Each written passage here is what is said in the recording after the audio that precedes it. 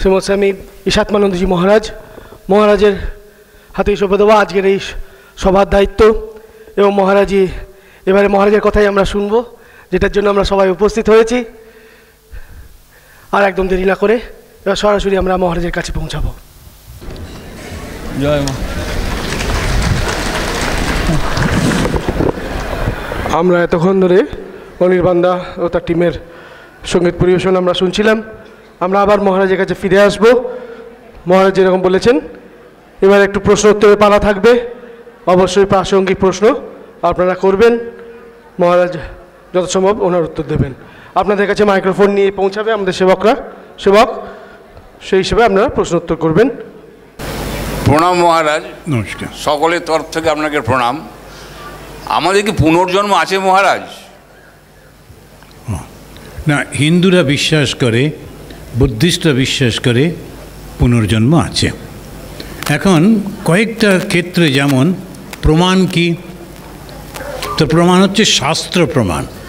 তো শাস্ত্র প্রমাণে যেমন আমরা ভগবদ গীতাতে দেখছি, অর্জুনকে কৃষ্ণ বলছেন যে আমি ওই সূর্যকে একটা যোগ শিখিয়েছিলাম, তারপরে অনেক দিন হয়ে গেছে, ও ভুলে গেছে, আবার আমি নতুন করে তোমাকে সেটা শেখাবো।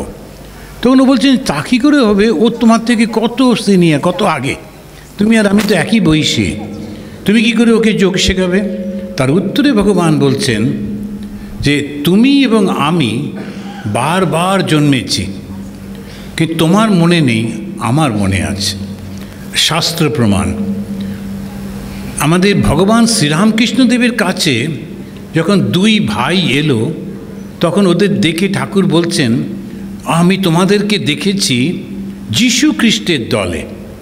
শশী মহারাজ আর রামকৃষ্ণানন্দজি আর শরৎ মহারাজ, শারদানন্দজি বলেন তোমাদেরকে আমি দেখেছি যীশু খ্রিস্টের দলে।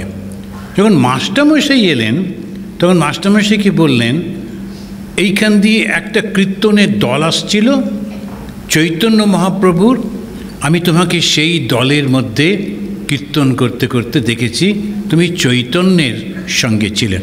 চৈতন্য হচ্ছে 400 বছর আগে, যীশুখ্রিস্ট 2000 বছর আগে, কিন্তু এরা ওদের সঙ্গে ছিলেন। এটা হচ্ছে শাস্ত্র প্রমাণ, ভগবান শ্রীরামকৃষ্ণদেব বলেছেন সেইটা। আবার এমনি যদি চিন্তা করে দেখা যায় যে একই সঙ্গে দুই ভাই তারা জন্মালেন একই পরিবারে, একসঙ্গে লেখাপড়া শিখলেন, একসঙ্গে বড় হলেন, একই পরিবার এবং আশেপাশের সমস্ত ইনফ্লুয়েন্স, তবু তাদের মধ্যে এক ভাই সাধু হয়ে গেল আর এক ভাই সাধু হলো না। কেন? এটা অ্যাক্সিডেন্ট তো হতে পারে না, না? তাদেরকে বাবা মা তো বলেনি সাধু হতে, স্কুল তো শেখায়নি সাধু হতে, পাড়া প্রতিবেশী তো শেখায়নি সাধু হতে, তাহলে ওরা কি করে ওদের মধ্যে একজনের মধ্যে সাধু ভাব হলো, ওর আর এক ভাইয়ের মতো হলো না? এটা প্রমাণ করে যে পূর্ব জন্মে এই কর্মফলগুলো থাকে। তো এই মাধ্যমে আমরা বুঝতে পারি যে পূর্ব জন্ম আছে। এইটাই হচ্ছে আমাদের উত্তর। Thank you. আমার প্রণাম নেবেন। পুনর্জন্ম মেনে নিচ্ছি, এবার আমাদের এই যে কর্মফল সম্বন্ধে একটা সাধারণ মানুষ ধরুন এই জন্মে তথাকথিত কিছু খারাপ কাজ করলাম, পরের জন্মে সে কী করে রিয়েলাইজ করবে যে আমি এই ভুল কাজগুলো করেছিলাম বলে আজ আমার এই কষ্ট হলো? তার কি কোনো রিয়েলাইজেশন থাকবে? সে কি বুঝতে পারছে যে আমি সে? না, তা পারবে না। কিন্তু ওই কর্মফলের জন্যে হচ্ছে, এইটা হবেই। যেমন ভগবান বুদ্ধ বুঝতে পেরেছিলেন। ভগবান বুদ্ধ যখন তার রিয়েলাইজেশন হলো, যখন তিনি বুদ্ধ হলেন গৌতম থেকে, তখন তিনি তার 500 বছরের জীবন চোখের সামনে দেখতে পেয়েছিলেন। সেটা ঠিক, কিন্তু সাধারণ মানুষের পক্ষে হবে না। কিন্তু সাধারণ মানুষের ওই যে আগে কিছু করেছিল তার ফলটা ওকে ভোগ করতে হবে। আর কি জানেন, আমরা এই জন্মে মানুষ হয়ে জন্মেছি কেননা আমরা অনেক ভালো কাজ করেছি বলে, পূর্বজন্মে গত জন্মে ভালো ভালো কাজ করেছি বলে মানুষ হয়ে জন্মেছি, ভালো বংশের মধ্যে জন্মেছি, ভালো সুযোগ সুবিধার মধ্যে আছি।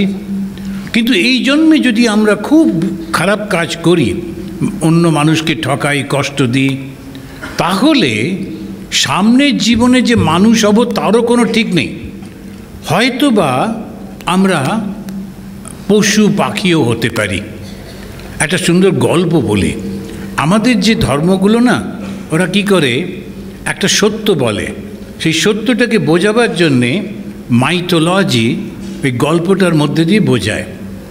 একজন রাজা ছিলেন, তার নাম ছিল নহুষ। সেই নহুষ রাজা এত ভালো মানুষ ছিলেন যে তাকে এখানকার সারা পৃথিবীর রাজা করা হলো। এবারে ইন্দ্র মাঝে মাঝেই একটু ভুল করে ফেলেন, যে ইন্দ্র ছিলেন তাকে সরিয়ে দেওয়া হলো। তারপরে কে রাজা হবে, দেবরাজ হতে হবে, তখন নহুষকেই দেবরাজ করে দেওয়া হলো। এবারে নহুষ পৃথিবীরও রাজা, দেবতাদেরও রাজা। এইরকম যখন পরিস্থিতি, নহুষের এরকম মর্যাদা আর কেউ পায়নি। এবারে ইন্দ্র, তার মনে হলো এই রে, এ তো যদি বসে গিয়ে থাকে আর এ তো এত ভালো, আমি কোনোদিন আর ওই পজিশনটা ফেরত পাবো না। তখন ইন্দ্র নানান বুদ্ধি করতে লাগলো। ও কিছু লোককে লাগিয়ে দিল, তারা ওই নহুষের কাছে গিয়ে সমানে বলতে লাগলো, ও আপনার মতো মানুষ হয় না, এই তো জগতে একমাত্র আপনি, যিনি পৃথিবীরও রাজা, স্বর্গেরও রাজা, আর কেউ কোনোদিন শুনতে শুনতে শুনতে শুনতে আস্তে আস্তে নহুষের মধ্যে অহংকার আসতে লাগলো। তো সাইকোফ্যান্ট থাকে না চারপাশে, এমন করে বোঝাতে থাকে, করে করে মানুষটার মাথাটা বিগড়ে দিল। তারপরে বলল, আপনি স্বর্গের এবং মর্তের রাজা, হেঁটে হেঁটে ঘুরবেন কেন? ঘোড়া পিঠে যাবেন কেন? পালকি করে যাবেন আপনি, লোকেরা কাঁধে করে বয়ে বয়ে নিয়ে যাবে, আপনি কি যেসে? নহুষ বললেন, বেশ তো, একটা পালকি জোগাড় হলো, ওর মধ্যে বসে বসে যাচ্ছে। তা বলে এই পালকির এই যে চালাচ্ছে, এই সাধারণ লোক কেন চালাবে আপনাকে? ঋষিগুলো বসে আছে চোখ বন্ধ করে, ওদের কোনো কাজকর্ম নেই, ঋষিগুলোকে লাগান এই কাজেতে। তখন আস্তে আস্তে অহংকার বেড়ে যাচ্ছে। নহুষ আদেশ দিলেন, ঋষিরা এসে আমার পালকি বহন করো। ওই ঋষিদের মধ্যে অষ্টবক্র মুনিকে ওরা ঢুকিয়ে দিল। আর অষ্টবক্র জানেন 8টা জায়গায় ওর ভাঙা, তো একটু বেঁকে বেঁকে চলেন। এবারে যখন অষ্টবক্র নিয়ে যাচ্ছেন কাঁধে করে, ওরা কিছু বলেননি, রাজা আদেশ করেছে ঠিক আছে। কিন্তু যখন চলছে বেচারি, তখন ন্যাচারি ওটা দুলছে, তখন বলছে, দেখছেন আপনি নহুষ রাজা বসে আছেন, কী মরম করে দোলাচ্ছে, আপনার কমফোর্টটা হচ্ছে না, দিন দুটো লাথি মারুন, মাতলি মারুন। আর রাজার মাথা এমন হয়ে গেছে, ওই প্রশংসা শুনে শুনে অষ্টবক্র মুনির গায়ে লাথি মেরেছেন। এরপরে ওর সমস্ত ভালো কর্ম চলে গেল। সঙ্গে সঙ্গে অষ্টবক্র বললেন, তোমার এত অহংকার হয়েছে, আমি তোমায় অভিশাপ দিচ্ছি, তুমি ওই জঙ্গলে গিয়ে সাপ হয়ে পড়ে থাকবে। তখন ওর চেতনা ফিরল, দেখুন ভালো কর্ম কোথায় নিয়ে গিয়েছিল। তারপরে দুম করে খারাপ কাজ করায় গিয়ে পড়ল। এবারে বললো, আমি সারা জীবন সাপ হয়ে পড়ে থাকবো, একটা তো মুক্তির কথা বলো। খুব করে প্রার্থনা করায় বললেন, আচ্ছা ওই পঞ্চপাণ্ডব ওই দিক দিয়ে যাবে, যাবার সময় তুমি যদি ভীমসেনকে আটকে রেখে দাও জড়িয়ে, তাহলে ভীমসেনকে ছাড়াতে অর্জুনকে নিয়ে কৃষ্ণ আসবেন, ওই ভগবানের কাছে প্রার্থনা করো, তখন তোমাকে মুক্তি পাবে। তাহলে আমি ছিলাম মানুষ, হলাম দেবতা, তবুও যদি খারাপ কাজ করি, ভুল কাজ করি, পশুও হতে পারি, সরীসৃপ হতে পারি, এটা তার প্রমাণ। আর সত্যি সত্যি তাই হয়েছিল। এখন সেই কারণেতে আমাদের উপনিষদে বলছে, নাকস্য পৃষ্ঠেতে সুকৃতে অনুভূতবে ইমম লোকম হীনতরম বা বিশন্তি। নাকস্য মানে হচ্ছে স্বর্গ।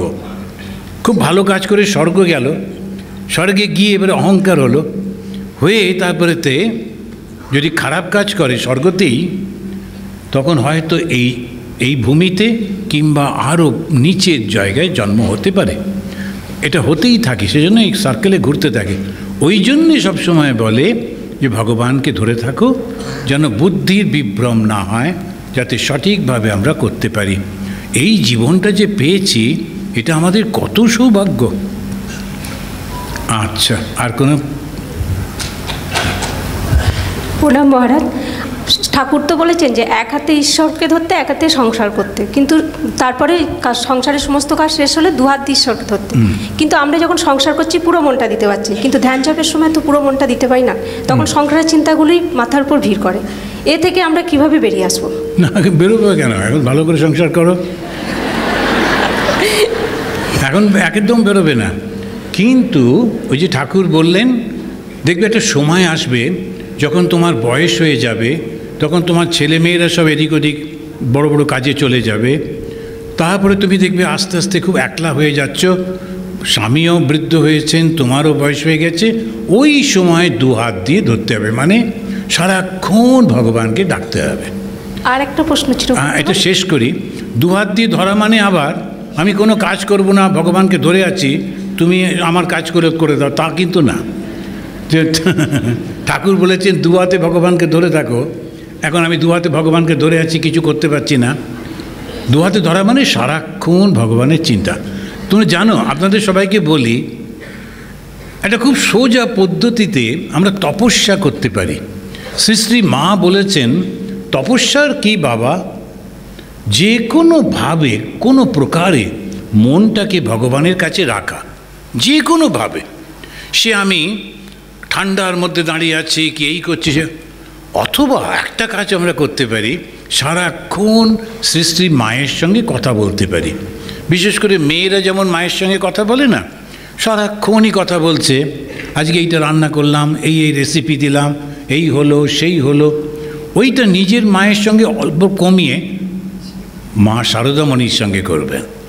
শ্রী শ্রী মা শারদামণিকে সমস্ত সময় কথা বলতে হয়, মা এরকম চলছে, ওইরকম হচ্ছে, এই ছেলে মেয়ে স্কুলে গেল, দেখে যেন ভালো করে পড়াশুনো করে, ঠিকভাবে যেন ফিরে আসে। এই সারাক্ষণ যদি কথা বলতে থাকেন, তাহলে কি হচ্ছে? মনটা মায়ের চরণে রয়েছে, তপস্যা হচ্ছে। আর এই তপস্যার ফলে নিশ্চিত জানবেন আপনার সমস্ত মন শুদ্ধ পবিত্র হচ্ছে, এবং একটা সময় আসবে আপনি আনন্দে ভরপুর হয়ে যাবেন। ভগবান লাভ মানেটা কি বলুন? ভগবান লাভ মানে কি মা কালী এরম করে এসে দাঁড়াবেন আর আমি সঙ্গে সঙ্গে একটা লিস্ট ধরিয়ে দেব 14 দফা? তা তো নয়। ভগবান লাভ মানে হচ্ছে আনন্দে ভরপুর হয়ে যাওয়া, একদম হয়ে যাবে। সেকেন্ড প্রশ্ন বলো। সেকেন্ড প্রশ্ন, এখনকার যে জেনারেশন তারা তো ঈশ্বরমুখী নয়, তাদেরকে কিভাবে ওই দিকে নিয়ে যাব? মানে ধরুন আমি বা আমার বাড়ির হয়তো বয়স্ক মানুষরা হয়তো মানে ঠাকুরের উপর বিশ্বাস আছে, এখনকার জেনারেশন তো অল্পতেই রেগে যায়, বা তারা কে বলেছে ঠাকুর আছে তুমি জানো, এরকম তর্ক করে। ওদেরকে কিভাবে ওই দিকে নিয়ে যেতে পারবো? একটু গাঁটটা বললে ঠিক হয়ে যাবে, কোনো চিন্তা করবেন না। এখন গায়ে জোর আছে আর বাবার কাছে খাচ্ছে যাচ্ছে, যখন নিজে রোজগার করতে হবে তখন বুঝবে যে কত জিনিস।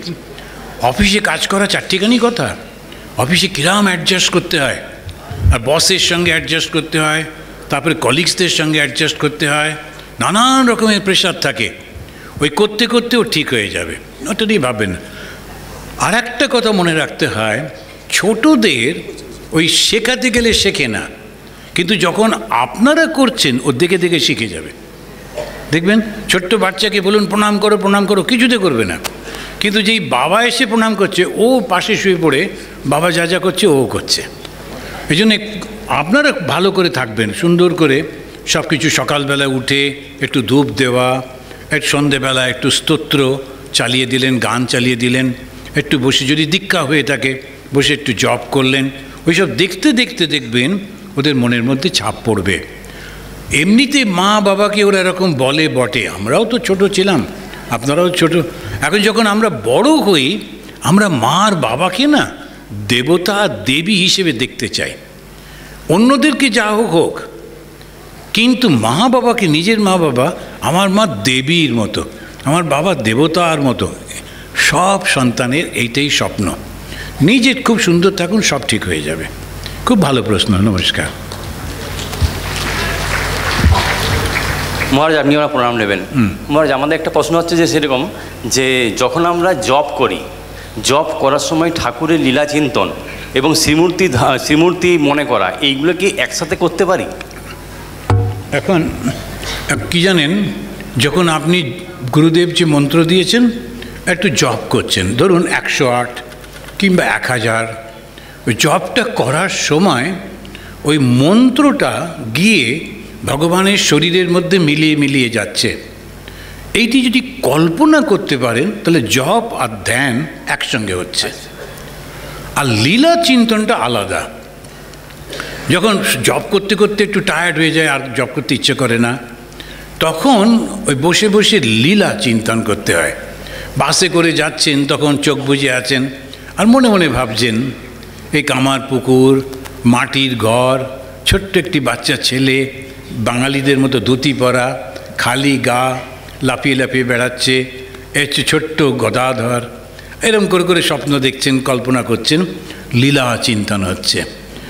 জগতের বিষয় থেকে মনটা তুলে নিলেই আপনি জানবেন ঈশ্বরের পথে আমরা রয়েছি। নমস্কার। নইলে মনটা তো জগতে থাকে, তখন খারাপ লাগে। নমস্কার মহারাজ। মহারাজ তিনটে খুব ছোট ছোট প্রশ্ন, আর একটা অন্যরকম। তিনটে ছোট আমি একসঙ্গেই বলে দিই সব। ঠাকুর কখনো উবু হয়ে বসে ভাত খেতেন, বা একটা পা তুলে একটা পা বসে, এরকম কোনো বিবরণ কোথাও আছে কি না? 2 নম্বর হচ্ছে মাকে কি অবতার বলে মানেন? 3 নম্বর হচ্ছে ধর্মে নোবেলের খবর কি? আর 4 নম্বর হচ্ছে মানুষের মৃত্যুর সময় শরীর থেকে সূক্ষ্ম শরীর কারণ শরীর বের হয় না আত্মা বের হয়? হ্যাঁ, তো লাস্টেরটা বলি কারণ ওটাই মনে আছে।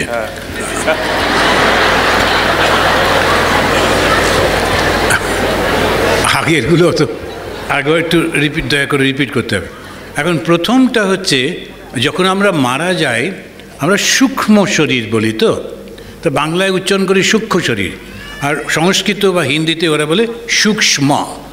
তো সূক্ষ্ম শরীর, তো সূক্ষ্ম শরীরটা কী জানেন তো? 17টা অবয়ব, ওর মধ্যে ওই মন রয়েছে, বুদ্ধি রয়েছে, যা কিছু আছে তা সাটল। সূক্ষ্ম মানে সাটল। ওই সবগুলো নিয়ে আসলে হচ্ছে ওই বুদ্ধিটা, তার ওপরে আমাদের চৈতন্য প্রতিফলিত হয়। সেই বুদ্ধিটা সবগুলোকে নিয়ে ও ভাসতে থাকে। যেমন আমরা যখন স্বপ্ন দেখি তখন কি হয়? তখন তো শরীরটা থাকে না। শরীর না থাকলেও তো আমরা থাকি। স্বপ্নের মধ্যে কত কি দেখি, কী করে দেখি? ওটাই তো জগৎ।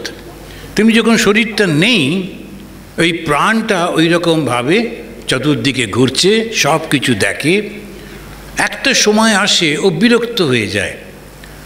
সেই জন্যে 13 দিন পরে শ্রাদ্ধ করে, 15 দিন পরে শ্রাদ্ধ করে, এরকম 13 দিন পর্যন্ত ঘুরতে থাকে। আর লোকেদের এসে বলে, কি হলো, তোমরা কাঁদছো কেন? আমি তো এখানে রয়েছি। এরকম করে চেষ্টা করে, কিন্তু বায়বীয় শরীর দেখবেন একটা শিরশিরে ভাব আসে। কেউ মারা গেছে, সে যদি সেখানে থাকে, একটা কাছে গেলে একটা শিরশিরে ভাব শরীরে আসে, কেননা ও তো বায়ু। ও এসে চেষ্টা করছে ওইভাবে মনের মধ্যে প্রবেশ করতে, ছোঁবার চেষ্টা করছে, ছুঁতে পারছে না। তখন ও বিরক্ত হয়ে যায় আর ও তখন ঘুমিয়ে পড়ে। ঘুমিয়ে পড়লে তখন ওকে নিয়ে কেউ যেন ওকে নিয়ে চলে যায় চন্দ্রলোকে। চন্দ্রলোকে গিয়ে দুটো দিকে যাওয়ার পথ, একটা হচ্ছে দেবলোক আর একটা পিতৃলোক।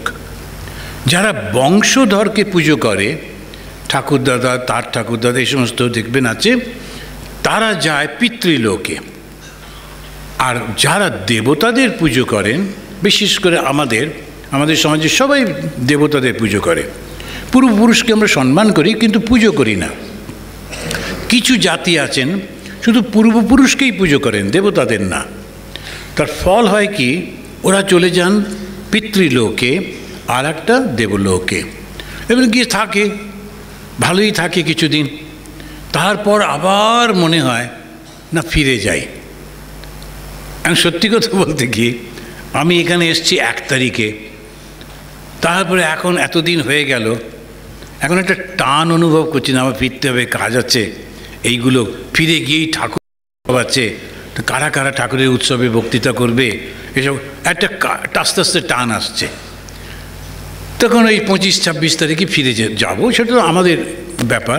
কিন্তু ওই ঠিক শরীর চলে গেলেও ওই সূক্ষ্ম শরীরটা ওখানে যায়, কিছুদিন আনন্দে থাকে, বেশ একদম ছুটি কাটায়, তারপরে আবার ওই ইচ্ছাগুলো জেগে ওঠে। আর কি না, আমার ওই কাজটা করা হয়নি, এইটা করতে হবে, এরকম করতে হবে, ওই ইচ্ছার জন্যে আবার ভারী হয়ে যায়, আবার এখানে ফিরে আসে। এটা হচ্ছে কর্মভূমি। আমাদের বলা হয় এই যে আমাদের পৃথিবী, এটা হচ্ছে কর্মভূমি, আর স্বর্গটা হচ্ছে ভোগভূমি, নরকটা হচ্ছে ভোগভূমি। নিচের দিকে নরক, ওপরের দিকে স্বর্গ। ভালো কাজ করলে স্বর্গে গেলাম, ভোগ করলাম, আবার এখানে চলে এলাম। খারাপ কাজ করলে নরকে গেলাম, কষ্ট পেলাম, আবার এখানে চলে এলাম। এটা হচ্ছে কর্মভূমি। এইখানে যদি সঠিক কাজ করি, ওই জন্য সাধুসজ্ঞ খুব দরকার। ভালো মানুষের সঙ্গে তাদের কথা শুনে সেইভাবে যদি করি, আমি আরও উপরে উপরে চলে যাব, তখন স্বর্গ নয়, মুক্তি। এই জন্য সূক্ষ্ম শরীরের যে কথা বললেন, এইটা সূক্ষ্ম শরীর, সেটা ঘুরতে থাকে। এর আগে যেগুলো বললেন আমি ঠিক বুঝতে পারিনি প্রশ্নগুলো।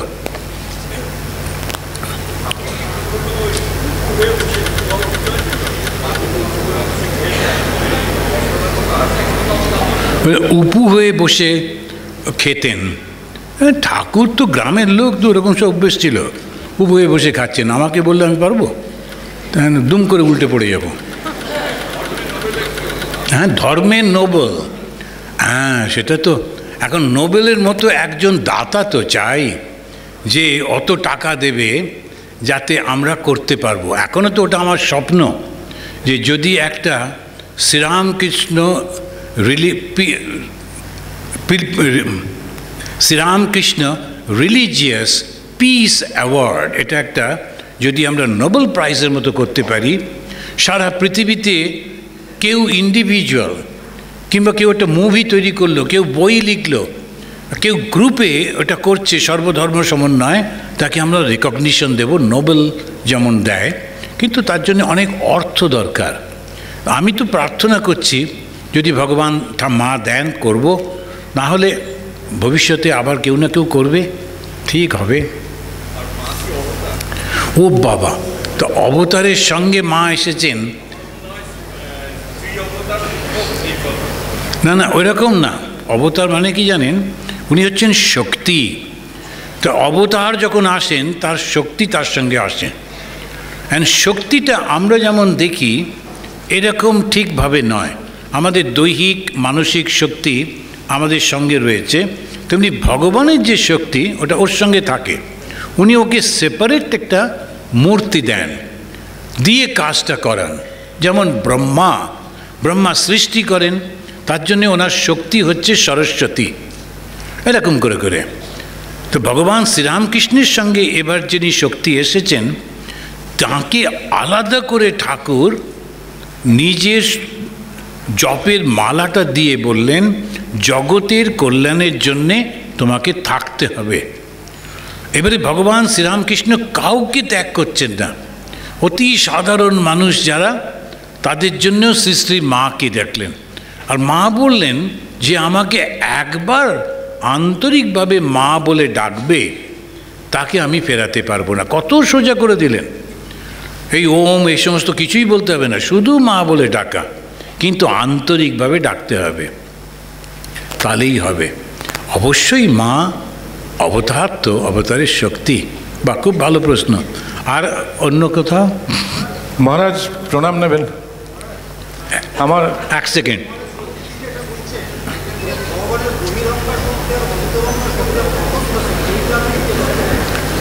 ওটা তো আপনি যে শক্তিটাকে তিনটে ভাবে ওরা ব্যাখ্যা করেন আর কি, তো সেটা আসলে তো একটা শক্তি বললেই হলো।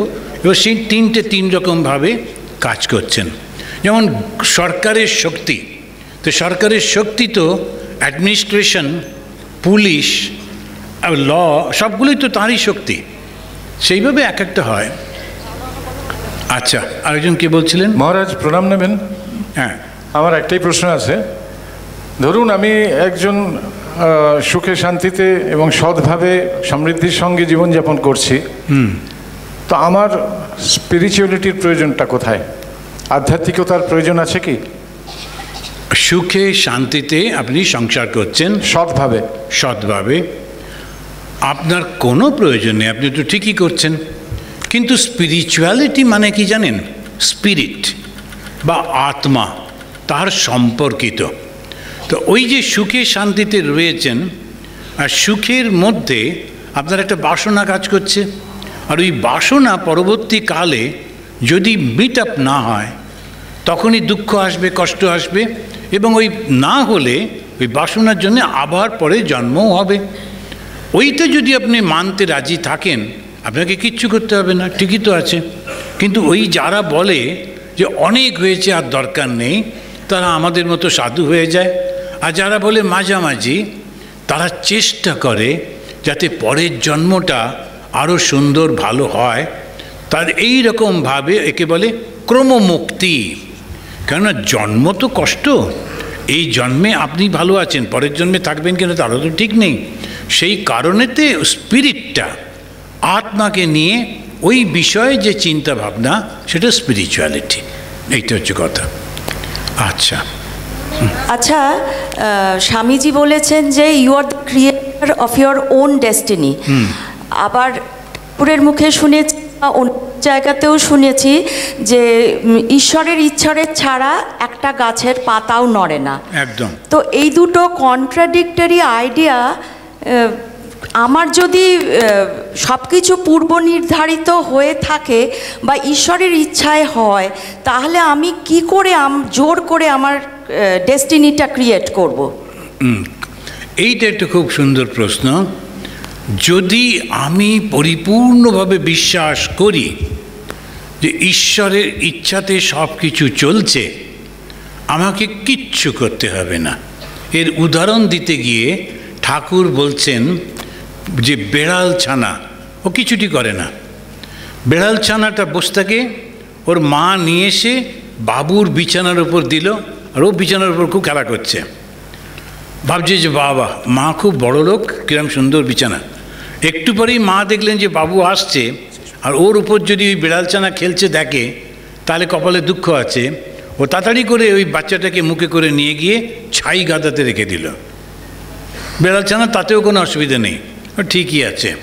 যদি আপনার এই ভাব হয়, তাহলে ঝড়ের এঁটো পাতার মতো কিংবা ওই ঈশ্বরের নির্ভর করে ঈশ্বরের ইচ্ছা ছাড়া পাতা পড়া, এইভাবে, এইটা একটা ভাব। কিন্তু আমাদের তো তা থাকে না। আমাদের তো সেই অহংকার হয়, যেই একটু বাচ্চাটা 3 বছর 4 বছর হলো, মার হাত ছাড়িয়ে ও নিজে নিজে হাঁটতে চায়, নিজেই কাজ করতে চায়, তখনও পড়ে যাবে, একটু ব্যথা পেতে পারে। ওই রকম যে মানসিকতা যখন এলো, তখন স্বামীজি বলছেন তুমি তোমার নিজের কর্মটা সঠিকভাবে করো, তখন সঠিকভাবে চলবে, কোনো অসুবিধা নেই। তোমার ডেস্টিনিটা তুমি নিজেই ক্রিয়েট করছো। তো দুটো মানসিকতা, একটা পরিপূর্ণ নির্ভরশীলতা, যেমন ছোট্ট কোলের ছেলে, ছোট্ট কোলের বাচ্চা, সে তো কিচ্ছু করবে না, মার উপর নির্ভর।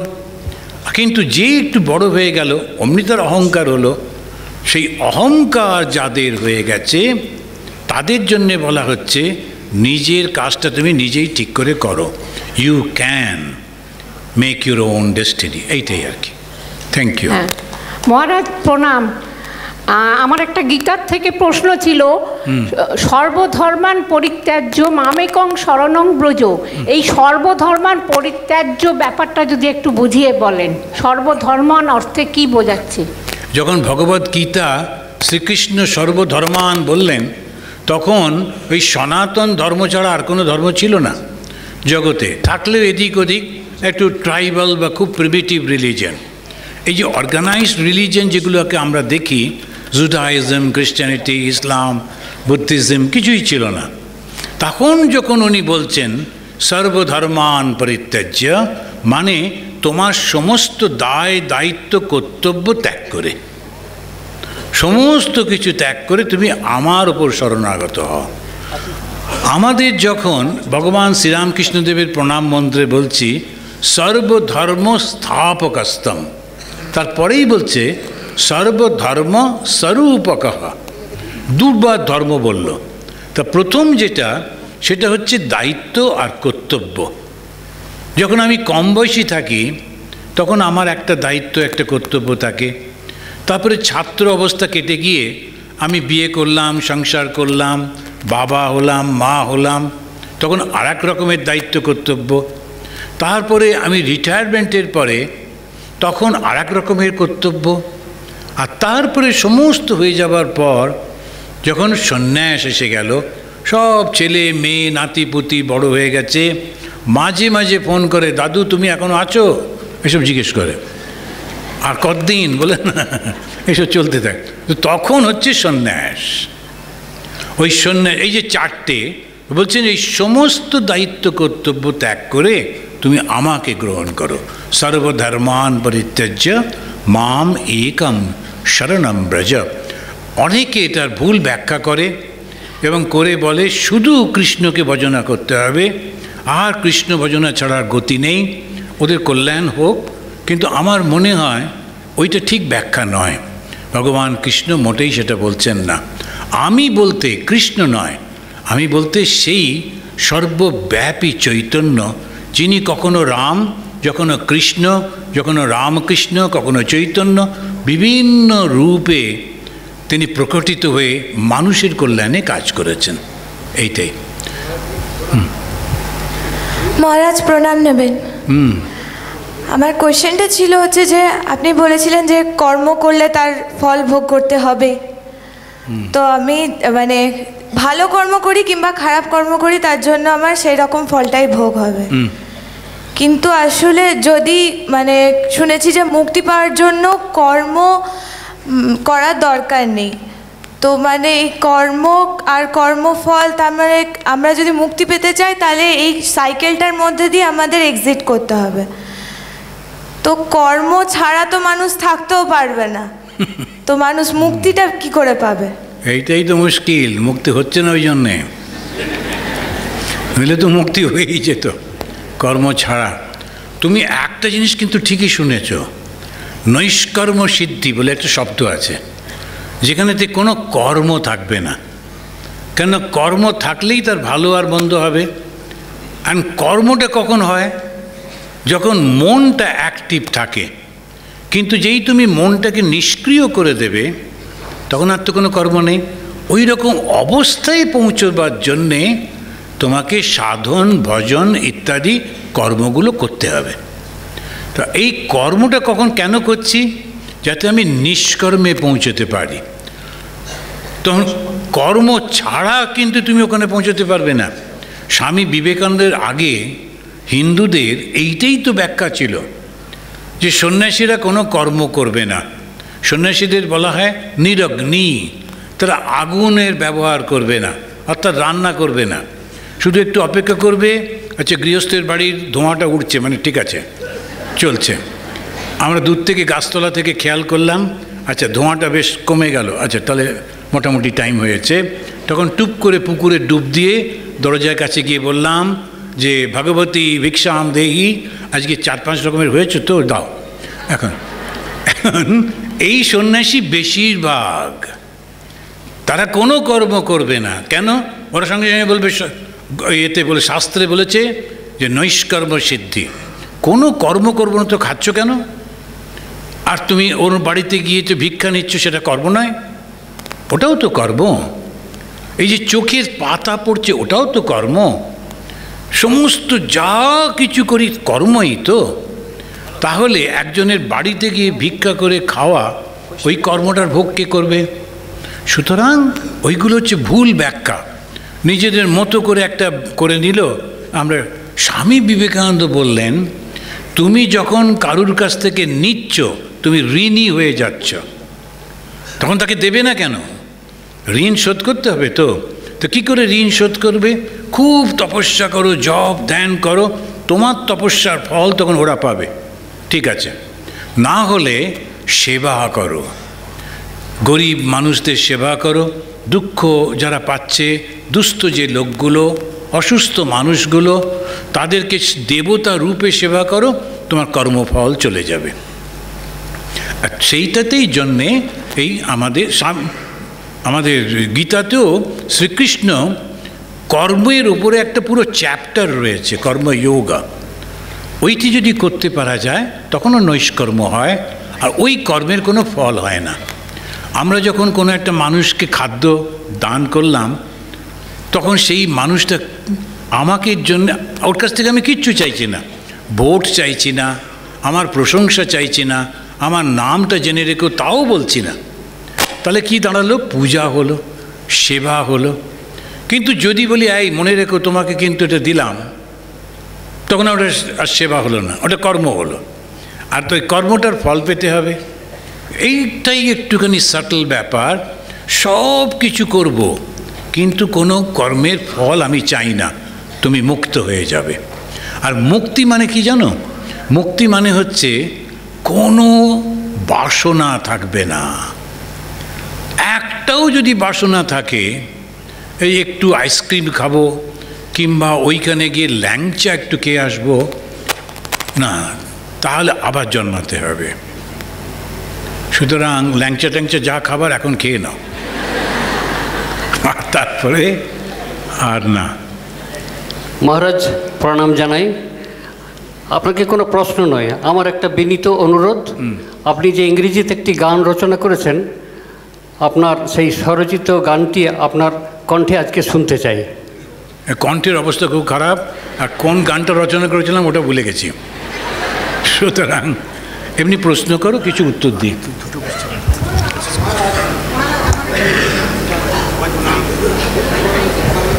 নমস্কার মহারাজ। হ্যাঁ, কে বলছেন?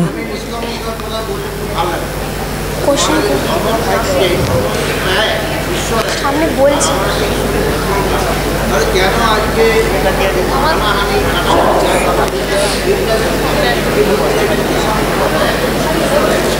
বলছে একজন সামনে।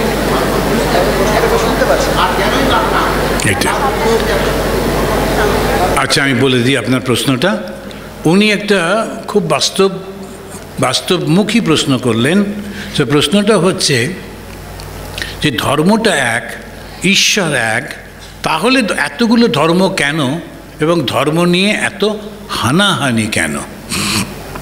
খুবই সুন্দর প্রশ্ন। একবার একজন ভদ্রলোক আমাদের আশ্রমে এলেন আন্দামানে। তো তিনি ছিলেন ইসরায়েলের যে অ্যাম্বাসাডার ইন্ডিয়াতে। উনি প্রাইভেট ভিজিট করছিলেন আন্দামানে, তাই চুপচাপ ঘুরছিলেন, কয়েকজন লোক বডিগার্ড।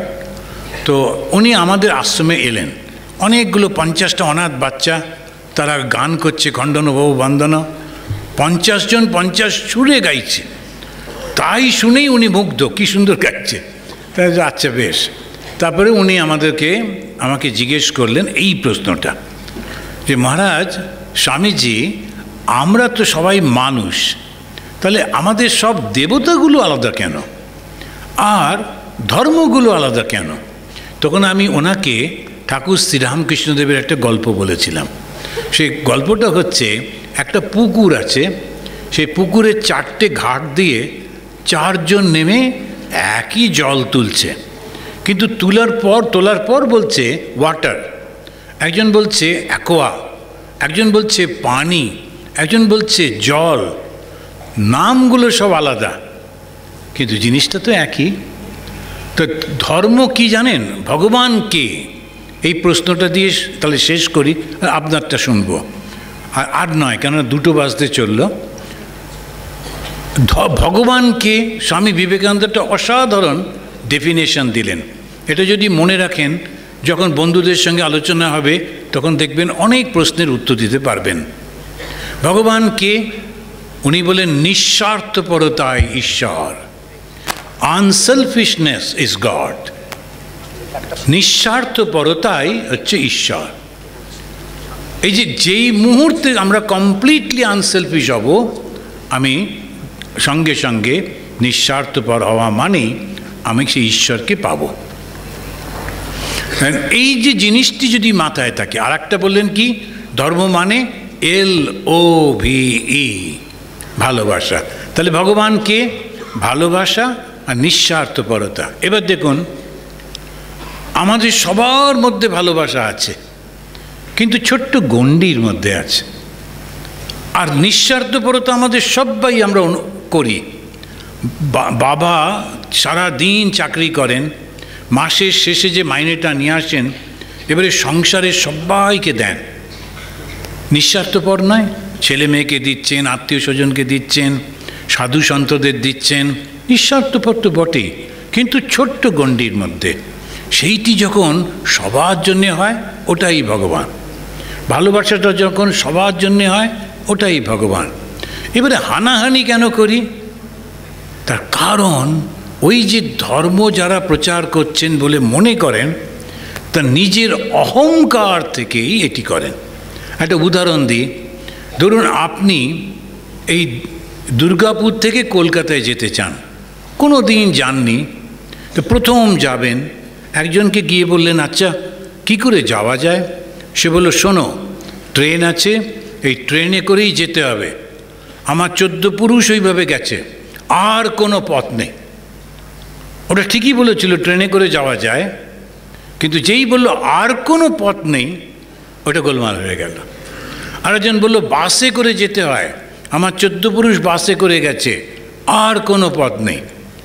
আর কেউ কেউ বললো তুমি একটা গাড়ি নাও, বেশ ঘুরতে ঘুরতে আরামসে ধীরে ধীরে যাও, আর কোনো পথ নেই, ওইটা গোলমাল হয়ে যাচ্ছে। কেউ বলছে যিশু ছাড়া আর কোনো পথ নেই, হজরত মোহাম্মদ ছাড়া আর কোনো পথ নেই। আরে এ তো মুশকিল। তুমি বলো এই পথটা আমার ভালো লাগে, বাসে করে যেতে আমার ভালো লাগে। কেউ বলে না বাসে আমার বমি পায়, ট্রেনে করে যাব, ট্রেনে করে যেতে আমার ভালো লাগে, যাও না। কিন্তু আর কোনো পথ নেই, ওই পথে গেলে তোমাকে মারবো, এটা তো অহংকারের ব্যাপার না। আর দ্বিতীয়ত হচ্ছে ভগবান তিনি এই করবেন সেই করবেন, তোমাকে কে বললো? ভগবান সর্বশক্তিমান, উনি যেমন খুশি করতেই পারেন।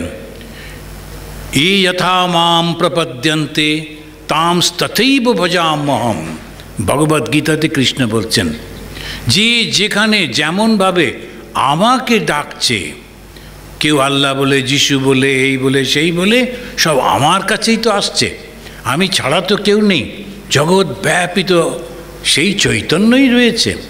এটা যেদিন হবে দেখবেন সব মিটে যাবে। ওই জন্যে তো ভগবান শ্রীরামকৃষ্ণদেবের আবির্ভাব। তিনি সমস্ত ধর্মকে একবার একবার করে অভ্যাস করলেন এবং করে বললেন সব ধর্মই সত্য, সব জায়গাতেই পৌঁছানো যায়, প্রত্যেকটা পথই সেইখানেই নিয়ে যাচ্ছে। সেটা কি? ভালোবাসা। যে ধার্মিক বলবে নিজেকে, অথচ হিংস্র মানুষ অন্যকে হিংসা করতে মোটেই ধার্মিক না। ও রাজনীতিবিদ হতে পারে, ও এ হতে পারে, সে হতে পারে, কিন্তু ধার্মিক না। সত্যিকারের ধার্মিক সে যে ধর্মই পালন করুন, সে একেবারে ভালোবাসায় ভরা হবে। ভালোবাসায় ভরা না হলে সে কখনো ধার্মিক না, কখনো না। আর দ্বিতীয় হচ্ছে অন্যান্য প্রফেশনে চরিত্রটা একটু এদিক ওদিক হলেও চলে, কিন্তু ধার্মিক প্রফেশনে চরিত্র একদম পবিত্র হতে হবে, নইলে সে কখনো ধার্মিক না। স্বার্থপরতা যদি থাকে, এ আমার লোক, আমার পরিবার, আমার ফ্যামিলি, ও ধার্মিক না। সুতরাং ওইগুলো যদি একটুখানি খেয়াল করেন দেখবেন আমরা পরিষ্কার, নইলে আমাদেরকে ঠকাতে থাকে। ধর্ম নিয়ে ঠকানো তো খুব সোজা না। আর ছোট্টবেলায় আমাদের যখন পূর্বাশ্রমে একটা সাধু এসেছিল গঙ্গাসাগরে, সব আসে তো ভিক্ষে করে, এত বড় জটা। আর যখনই ওই মা কাকিমা ওরা সব পাড়া প্রতিবেশী মহিলারা এসে প্রণাম করছে, আর ও বুকে হাত দিচ্ছে, দিলেই একটা জটার মধ্যে থেকে জল এসে পড়ছে, তখন ওরা একেবারে গঙ্গা জল বলে খুব। আমি চট করে ছাদের ওপর গিয়ে দেখলাম যে জলটা কোত্থেকে আসছে। তখন দেখছি যে যেই বুকে হাত দিচ্ছে অমনি ও জটার মাঝখান থেকে একটা পাইপ টুক করে, তবে আমি ওই সাধুটার চেহারা দেখে ভয় পেয়ে ওখানেই বসছিলাম। তারপরে যখন ও সাধু চলে গেল, আমি নিচে এসে ঘোষণা করলাম ওই সাধু তোমাদের ঠকিয়েছে। তখন কাকিমা বললেন কী করে বুঝলে? আমি বললাম ও যখনই বুকে হাত দিচ্ছে ওখানে একটা কিছু ছিল, ওটা চাপ দিচ্ছে, ওই জলটা টক করে উপর দিয়ে পড়ছে, আমি দেখেছি।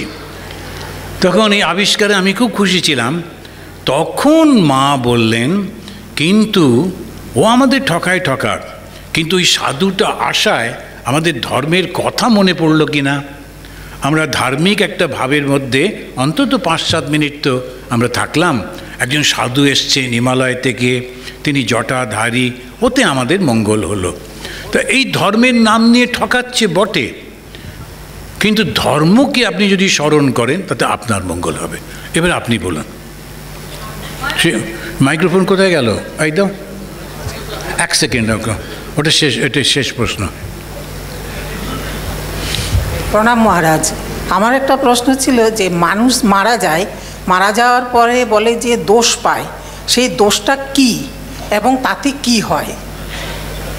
দেখে আমরা একটু জীবন্ত অবস্থার আলোচনাগুলো সব ভালো না, এটা মানে জানার ইচ্ছে। দোষ পায় মানে কি জানেন, কখনো কখনো শনিবারে যারা মারা যায়, ঠাকুরও বলছেন যে শনিবারে যারা মারা যায় তারা এই যেমন এক একটা সব থাকে তো, ঠিক ঘুরে ফিরে শনিবারেই মারে। ওই সময় একটা নক্ষত্রগুলোর অবস্থানের জন্যে তার আত্মাটা চট করে মুক্তি পেতে পারে না, মানে ওইখানেই ঘুরতে থাকে, ওকে বলে দোষ পাওয়া। ওর সেখান থেকে বেরোতে সময় লাগবে, ওই জন্য কাছাকাছি ঘোরাঘুরি করে, তো দোষ পায়। তো ওটা যার হয়ে গেছে হচ্ছে, যার হচ্ছে হচ্ছে। আমরা চেষ্টা করব শনিবারে মরি আর রবিবারে মরি, যে মুহূর্তে মরব, মুহূর্তে মরবার আগে ভগবান শ্রীরামকৃষ্ণ আমাদের চোখের সামনে থাকবেনই থাকবেন। শ্রী শ্রী মা শারদা,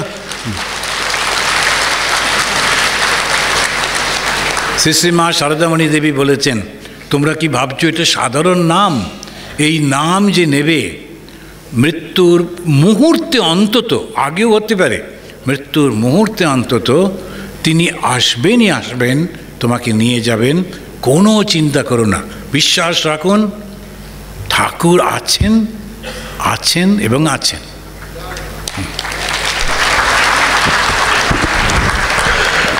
আমাদের প্রশ্ন উত্তরের পালা এখানে শেষ হলো।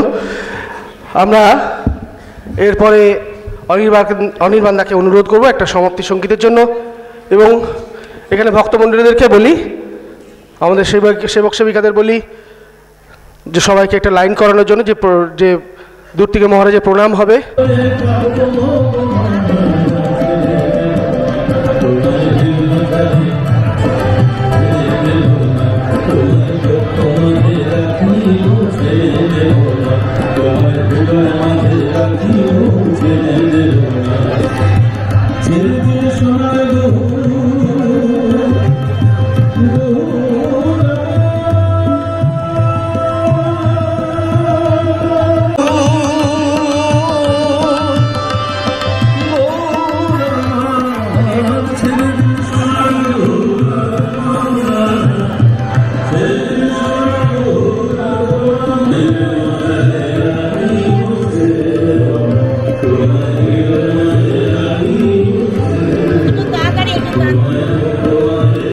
বলছেন আমরা সবাই বুঝতে পারছি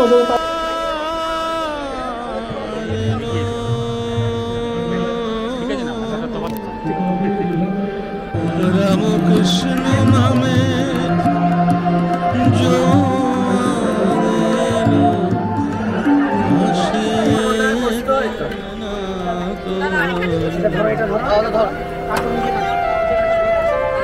ভাব ভক্তি উঠলে ওঠে আহা মোরে মোরে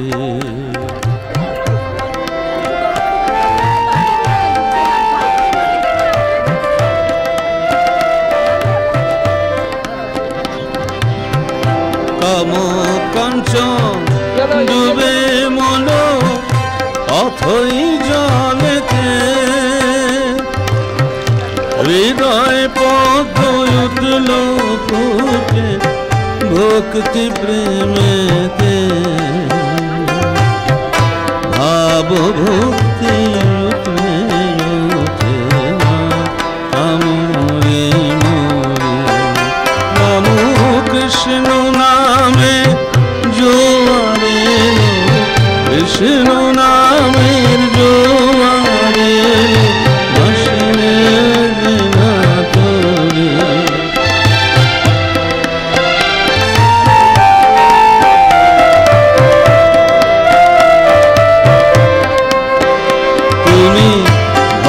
পেও না মাঝ দরিয়ায়